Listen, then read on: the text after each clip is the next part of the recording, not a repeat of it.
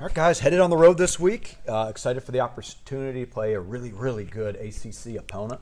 Again, as far as when you get prepared for this offense, they give you a lot formationally. They give you a lot of different personnel groupings, and they've got good personnel. And so, it's been a good week of preparation. Our guys have been in tune to the plan, and we're excited for the opportunity to go on the road and go compete in the ACC. What was your vantage point of Pavard's game-winning interception, and what was the feeling for you? Yeah, nope. Always excited to get the opportunity to see one of our guys make a play.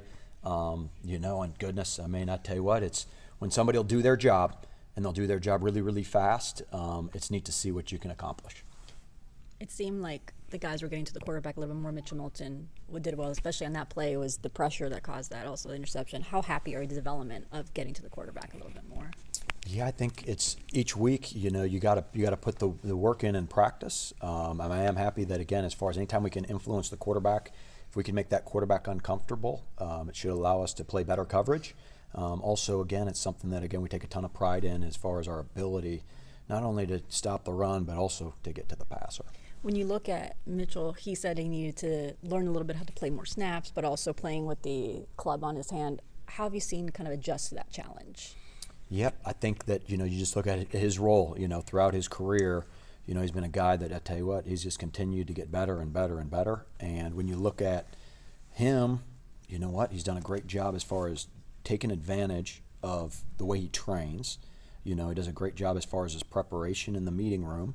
And then, again, I think just for all of our guys, as we continue to, again, go throughout a season, we want to build great competitive depth. But I tell you what, our best guys got to play, and they got to go help us win fourth quarter games. How often do you guys practice the overtime situations? Yeah, it's something that Coach Elliott puts us through a bunch as far as making sure situationally that our guys are ready each and every week. And again, today we're going to go out, we're going to go do 2-minute, scenario. We're going to put our guys through fourth downs. We're going to put them through 2-point plays, what it looks like in the red zone. And so the ability to win situational football is critical. And sometimes you do have to concede some yards, but you got to win the situation. Vice versa, sometimes you can't concede a single yard. And that's, as we go into this week, we got to be better. Again, we got to, continue. We got to be focused as far as stopping the run against really three good running backs, and then also find a way to keep the ball in front of us. Talk about not conceding a single yard. Talk about the 2 fourth down stops and how important those were. Yeah, every week you don't know how the game is going to work itself out. Last week, turnovers and the ability to get a few fourth down stops gave ourselves a chance. Again, when you look at it, you just got to have great eye discipline. You got to be able to do your job. And sometimes as players and even as coaches, you get anxious like, oh, no, we got to win this. We got to do your job. You got to do your job fast, and you got to put your eyes in the right place. And anytime you get an opportunity to create some extra possessions for the offense, you hope that you get a chance to play complementary football. Last week, going up against the top-rated offense in the country, and you guys were able to put out a winning performance. Just how much improvement did you see from your unit during Friday's game? Yeah, well, you always turn the film on, and there's things that you thought you did well that really you didn't.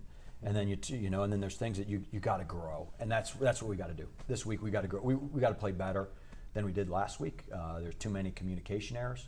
Frankly, there's too many things alignment-wise, and then we're gonna have to be better again with our feet and our hands against a Louisville crew that, golly, they roll off the ball, and that ball comes off that quarterback's hand really well. But you know what? You're always learning. You're always getting better, and this is the challenge for us. Is this week that we continue to take a step. What did you take away when you faced the running back Brown last year, and what type of challenge does he have to face off of him? Golly, he's a good player, really good player. He can stick his foot in the ground and go vertical. He's got vertical speed, jump cut ability, plays with power. He's the whole package. The receiver for Florida State, Deuce Robinson, he made some contested catches. Is there anything you do in practice to help your guys win those 50-50 balls and make it tough on opposing talented receivers? Yeah, we'll go out again today. We'll go against a really good receiving crew, and we'll go one-on-one, and be it Trell or Cam, and we put those DBs one-on-one, and I'll tell you what, they go fight, and they go see who can go win that one-on-one. I think that's the simulation that you can create and practice with, again, a bunch of young guys that do a great job on our scout teams of preparing us week in and week out for the concepts we're going to see. But the way you get better is going against the best. And so those one-on-ones, good versus good, make us better, not only in one-on-ones, but also in our team periods. What do you think of Louisville's two receivers that they primarily target, Lacey and Bell? Yeah. Oh, goodness. I mean, you just look big, obviously shoot Bell, big, strong, physical, good blocker, strong hands.